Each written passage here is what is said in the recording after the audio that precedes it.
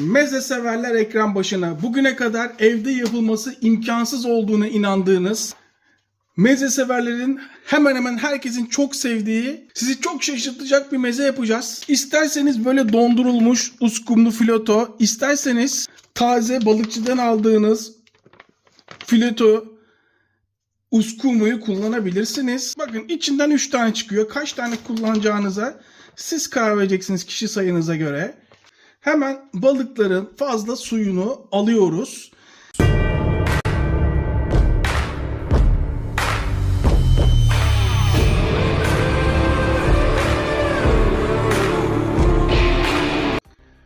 Kılçıkları tek tek ayıkladıktan sonra balığın hemen şu ince tarafını, şurasını kullanmıyoruz. Balığı ortadan ikiye bölüyoruz. Taze alıyorsanız balıkçıda yaptırabilirsiniz, derisini aldırabilirsiniz. Ama eğer benim gibi dondurulmuş ürün kullanıyorsanız bunu kendiniz yapmalısınız. Ortadan kestikten sonra bakın derisinden ayırmadım, görüyor musunuz? Deriye giriyorum alttan. Elimle destek veriyorum. Derisi dışarıda altında kalacak şekilde balığı bu şekil deriden ayırıyorum. Tabii ki fileto bıçağımız olmadığı için rahat değiliz. Bir porsiyon yapacağım. O yüzden 3 parça yeterli. Bunu da başka bir yemekte kullanacağım. Tek tabanca adamım biliyorsunuz. Balıkları hemen şöyle alıyorum. Evet. Tekrar bütün suyunu alıyorum. Benim için kuru olması çok önemli. Daha sonra tuz, şeker. Şeker tamamen isteğe bağlı.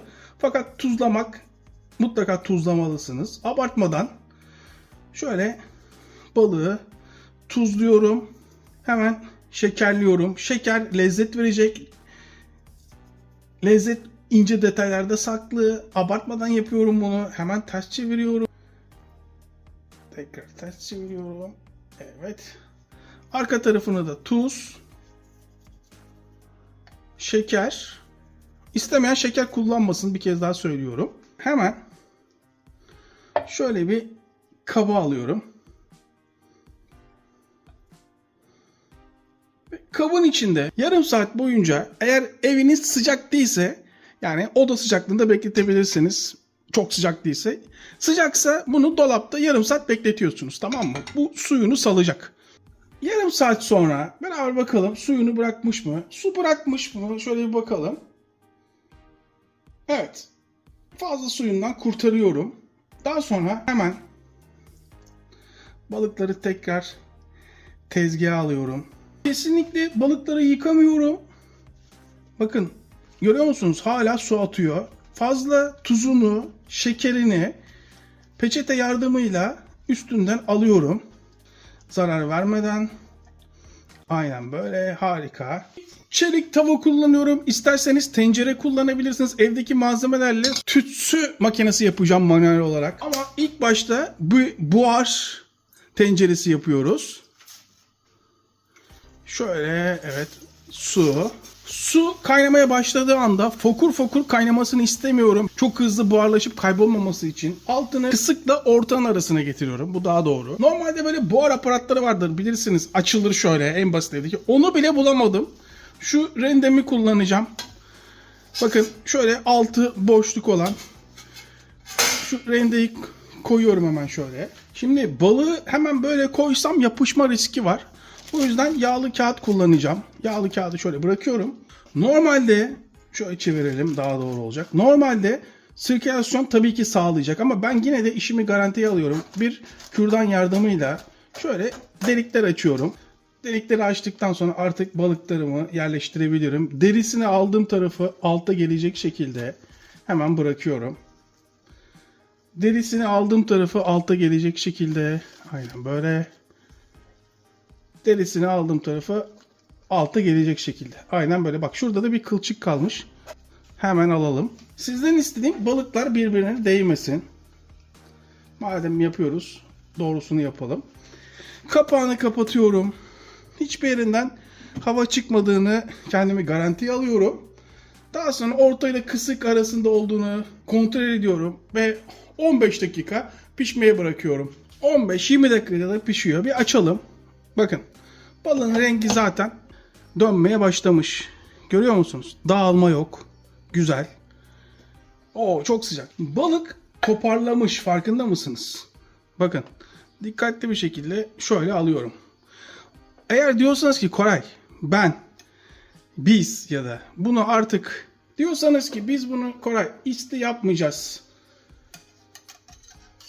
marine şekilde yapacağız diyorsanız bunu hemen yağlayıp kırmızı soğanı ovup tuzlayıp hazırladığınız soğanlı yağın içine atıp servis yapabilirsiniz. İşte size marine uskumru. Ama diyorsanız ki Koray biz isli yapacağız, aynı tavayı kullanalım. Bakın, aynı tavayı kullanıyorum. Ocağın altı kısık ateşte yansın, devam etsin. Folyo kağıdım, alüminyum kağıdım kalmamış. Neden? Çünkü biz fakir bir kanalız. Hemen parça parça da olsa şöyle alüminyum kağıt, alüminyum folyoyla kaplıyorum. Diyenler olabilir ki ya Koray, alüminyum folyo zararlı değil mi? Neler yiyoruz? Her gün yediğimiz şey değil. Ocağın altı yanıyor, farkında mısınız? Bakın, meşe odunu, talaş kullanabilirsiniz.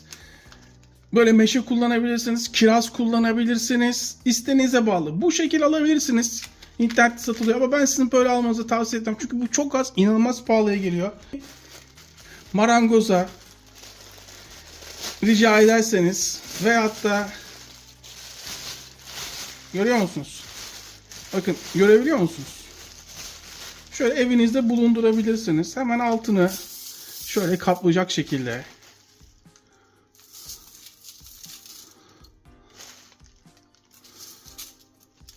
Ben meşe kullanıyorum. Bu kadar yeterli. Böyle varsa smoke, kırmızı toz biber, yoksa kullanmayabilirsiniz. Böyle acı biber atabilirsiniz. Kırmızı acı biber. Kürdan. Arka ocakta kürdanı yakıyorum. Ama tamamen yakıyorum. Dikkat ediyor musunuz? Hemen içine.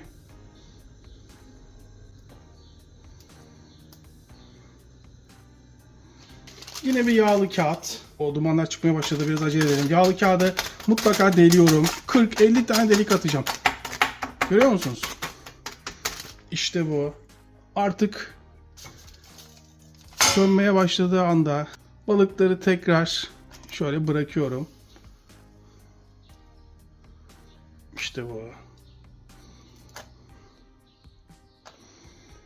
Altı kısık. Kapağını kapatıyorum. Zaten kapağı kapandığı zaman oksijen kesildiği anda ateş gidecek. Alevi sönüp duman gelmeye başladığı anda balıkları koyup kapağını kapatıyorum. Altı yanık şekilde bir 3 dakika devam ediyorum ısıyı devam etmesine. İçinin ısınmasına izin veriyorum. 3 dakika sonra ısıyı kapatıyorum. Açmamam lazım. Ama size göstermek için. Görüyor musunuz? Dumanı. Evet, kapatıyorum. İyice islenmesine izin veriyorum. Kırmızı soğan tamamen şansa var evde. Yani o şöyle halka halka kesiyorum. Soğanları şöyle ayırıp halka halka şuraya alıyorum. Yani bakın, böyle oldu mu çok eğlenceli oluyor tarif. Şu anda ocağın altı yanmıyor. Sadece istiyoruz. Bir yarım saat bekleteceğiz. Bir limonu çok dibine inmeden. Bu arada saat gece 3. Bir vampirin aktivitesinden bildiriyorum. Şöyle birazını üstüne, diğer kalanı köşeye servis yaparken kullanacağım. Bu sıkmalık biraz üstüne. Evet. Diğerini emin değilim ama belki süslerken kullanabilirim. Halka şeklinde. Hemen bu da köşede sırasını beklesin. Zeytinyağım kalmamış. Onu da almamız lazım. Niye? Çünkü burası fakir bir kanal. Şimdi hemen varsa zeytinyağı yoksa sıvı yağ. Zaten normalde sıvı yağ ile servis yapıyorlar dışarıda da. Çok az soğana tuz atıyorum. Şimdi soğan burada muhteşem lezzetlenecek. Şöyle bir turşu yeterli. Açın ağzınızı, şurada göz hakkı. Turşu muhteşemmiş. Şu uçlarını kullanmayalım. Lezzet ince detaylarda saklı. Sizden yalnız çok ince istiyorum. Yapın, demem yani. Yapabilirsiniz ama makinesini almanızı tavsiye ederim. Ben evdekiler için gösteriyorum. Bakın gerçekten çok ince istiyorum, tamam mı? Hemen bu da buraya. Belki de tarifin en zor ve en önemli yerine geldik. Burası mutfak. Kıracağız, dökeceğiz, keyfimize bakacağız. Ne olursa olsun canımızı sıkmayacağız. Unutmayın, bu dünyada sizden daha önemli hiçbir şey yok. Ta ki bana kadar. Benden sonra sizden daha önemli yok. Bak, bana karşı kullanmayın bana bu verdiğim taktikleri. Burası buram buram is kokuyor. Bir kahve yapın, benimle birlikte için. Hep beraber balığın islenmesini bekleyelim. Yarım saat sonra beraber açıyoruz. Daha da zamanı olan daha da bekletebilir. Şöyle ağzı açık bir şekilde, bakın elime değdiğim zaman sıcak olduğunu hissediyorum. Bir 30 dakika daha beklesin. Salatalık turşusu inanılmaz yakışıyor. Artık dikkatli bir şekilde balığı ben elimi kullanacağım. Bakın şöyle göstermek istiyorum size. Tamamen kendini toparlamış. Fazla kalan şöyle alabilirsiniz. Bakın sulu sulu olduğunu da görüyorsunuzdur. Kesinlikle kurutmadığımızı.